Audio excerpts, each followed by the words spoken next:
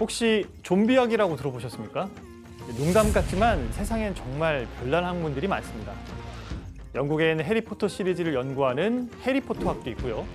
또 깃발만 파고드는 학문, 언어로 범인을 잡는 법언어학도 실제 존재합니다. 과학기술의 발전, 사회의 변화, 학문 간의 융합 등으로 새로운 학문 분야는 계속해서 생기고 있습니다. 그 중에서도 세계적으로 아주 유명하고 활발하게 연구하는 분야가 있습니다.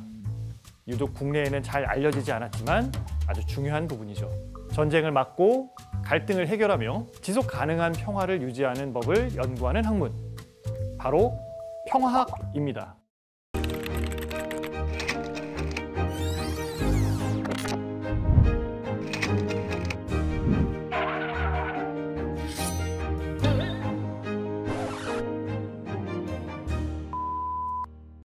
우리가 태어나서 잘 살기 위해서는 배우는 것의 연속입니다. 태어나서 처음 말을 배우고 엄마에게 하루 종일 이건 뭐야? 이건 왜 그래? 라고 질문하면서 또 배우죠. 더 넓은 세상을 만나는 학교. 잠시 떠올려 볼까요? 여러분은 학창시절 어떤 분야를 깊게 배우셨나요? 꼭 전공은 아니라 하더라도 살면서 이건 정말 잘 배웠다 라고 느끼며 두고두고 도움이 되는 그런 지식이나 기술이 있으신지요? 혹시 평화학이라는 이름을 들어보셨는지요? 사람들은 흔히 전쟁이 끝나면 평화가 찾아온다고 생각하지만 평화란 단순히 총성이 멈춘 상태만을 의미하는 것은 아닙니다. 평화학은 인류가 직면한 여러 문제, 전쟁과 폭력, 경제적 불평등과 빈곤, 억압과 차별에 의해 구조화된 상황을 개선해 평화를 실현하고자 하는 학문입니다. 비교적 최근에 정립된 학문 분야인데요. 두 차례 참혹한 세계대전을 겪고 또 핵무기의 위험이 도사리던 냉전 시대를 거치며 사람들은 평화를 소망하는 것을 넘어 어떻게 하면 평화를 과학적이고 체계적으로 연구하며 또 실제 이룰 수 있을까라는 고민에 빠지게 됩니다. 평화를 과학적으로 연구하다니 흥미롭지 않은가요? 1970년대에 이르러 국제평화연구협회에 본격적인 평화교육 연구가 이루어졌고 1976년에는 미국 76개 대학에서 평화학 과정을 개설했다고 합니다. 이런 평화학을 이야기할 때 절대 빼놓을 수 없는 인물이 있습니다. 바로 평화학의 아버지라 불리는 노르웨이의 사회학자 요한 갈퉁입니다. 요한 갈퉁은 평화 연구의 선구자로 평화학이라는 학문 분야의 이론적 토대를 세우고 또 그것을 깊게 발전시키는데 아주 결정적인 역할을 했습니다. 그의 여러 업적 중에서도 가장 중요하고 또 널리 알려진 것은 바로 평화를 바라보는 관점인 소극적 평화와 적극적 평화라는 개념입니다. 소극적 평화란 전쟁이나 테러, 폭력 같은 그런 물리적 폭력이 없는 상태를 말합니다. 물론 평화를 위해 중요한 첫걸음이긴 하지만 갈퉁은 이것만으로는 충분하지 않다고 생각했습니다.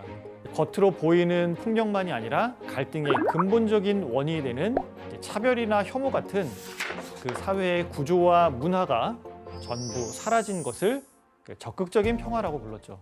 예를 들어볼까요? 뉴스를 보면 종종 외국인 노동자들이 비닐하우스 같은 집에 산다거나 아니면 회사의 구성원으로부터 물리적 폭력을 당했다는 소식을 종종 보게 됩니다. 그런데 이게 가능하도록 영향을 주는 사회의 법과 제도 등도 폭력이라는 입장입니다. 현재 우리나라는 고용허가제라는 것을 시행하고 있는데요. 이런 제도로 말미암아 일부 회사에서는 부당한 조건에도 마음대로 이직할 수 없고 어떤 차별적인 문제가 있어도 이것을 적극적으로 문제 제기하기 어렵게 됩니다. 더 나아가 일부 사람들은 아니 외국에 돈 벌러 왔으면 고생 정도는 해도 되는 거 아니야? 외국인하고 내국인하고 좀 다르게 대우해도 되는 거 아니야? 이렇게 생각하는 잘못된 인식까지 더해지면서 문제 해결은 더욱더 어려워지게 되는 거죠. 정리하면 직접적인 폭력이 가능해지는 이유는 갈등을 조장하는 법이나 제도 같은 구조적 폭력이 있기 때문이고 이런 구조적 폭력이 변하지 않는 것은 문화적 폭력에 영향을 받는다는 것이죠. 많은 이들의 마음을 올린 넷플릭스 드라마 폭삭소가수다. 여기서 젊은 세대의 애순의 밥상을 떠올려 봅시다. 한 집 아래 살면서도 남편과 시아버지와는 그 겸상조차 할 수 없었던 풍경. 어쩌면 우리 어머니, 할머니들이 원래 다 그런 거야 라는 말에 갇혀 평생 감내해야 했을지 모르는 그런 슬픈 모습이었죠. 따뜻한 밥 한 상의 나눔조차 허락하지 않았던 그 시절 경직된 가부장 문화 역시 우리가 무심코 받아들여온 견고한 폭력의 틀이 아닐까요? 문화적 폭력이 일상에 뿌리 내릴 때 구조적 폭력은 정당화되고 결국 물리적 폭력으로 이어질 수 있습니다. 평화학자 갈퉁이 제시하는 이 적극적 평화는 단순히 눈에 보이는 전쟁과 테러 같은 직접적 폭력이 없는 상태를 넘어섭니다. 사회 구조 자체가 야기하는 빈곤, 차별, 억압 같은 보이지 않는 폭력은 물론이고요. 더 나아가 이 모든 폭력을 정당화하거나 당연시하는 우리 사회의 신념, 이념, 관행 등의 문화적인 폭력까지 모두 사라진 것을 의미하는 내용이죠. 자, 그렇다면 이러한 평화학의 관점을 우리가 발딛고 사는 이곳 한반도의 현실에 한번 적용해 봅시다. 그동안 많은 국가가 안보 중심주의를 최우선 가치로 두었습니다. 국가의 안보를 위해 강력한 군사력과 무기를 보유하는 것이 평화를 유지하는 길이라고 믿었죠. 한반도의 평화 역시 오랜 기간 군사력과 무기에 기댄 이 안보라는 이름에 초점이 맞춰져 왔습니다. 물론 외부의 위협으로부터 국가를 지키는 안보는 생존의 문제이지만 평화학은 우리에게 새로운 질문을 던집니다. 과연 안보 중심주의만이 한반도의 유일한 평화를 이루는 길일까요? 우리 민족 갈등에서 나타났듯 공포동원의 정치는 폭력 행사의 정당성으로 이어지기도 했죠. 이러한 방식은 갈등을 해결하는 것이 아닌 더 큰 긴장을 만들어내는 것입니다. 안보 중심주의의 평화는 성경의 한 구절도 떠오르게 합니다.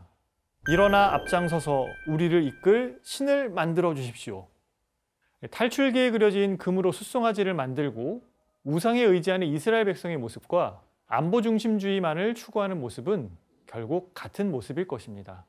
결국 한반도의 지속 가능한 평화, 즉 적극적인 평화를 위해서는 기존의 안보 중심적 사고를 벗어난 새로운 길을 찾아야 하는 것이죠.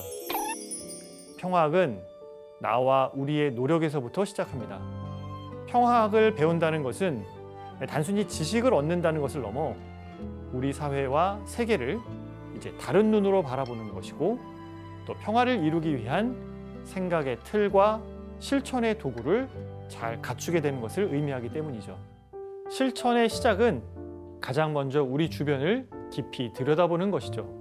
내 삶의 터전에서 벌어지는 폭력의 원인이 무엇인지, 누군가를 차별하고 소외시키는 이 구조적인 폭력, 그리고 폭력을 정당화하는 문화적인 폭력이 없는지 잘 살펴보는 것이죠.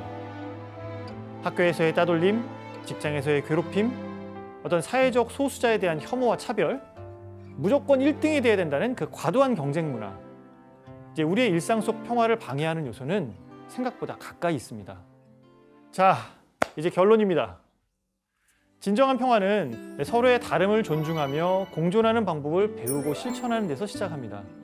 가정, 학교, 직장, 또 내가 속한 공동체 안에 갈등을 대화로 풀고 서로 이해하려 노력하며 차별과 불평등을 해결하려는 실천이 평화를 향한 가장 확실하고 의미 있는 첫걸음이 될 것입니다. 평화는 누가 이렇게 만들어서 이제 싹 배송해주는 그런 것이 아닙니다. 우리가 일상 속에서 배우고 실천하고 함께 만들어가는 소중한 여정이 될 것입니다.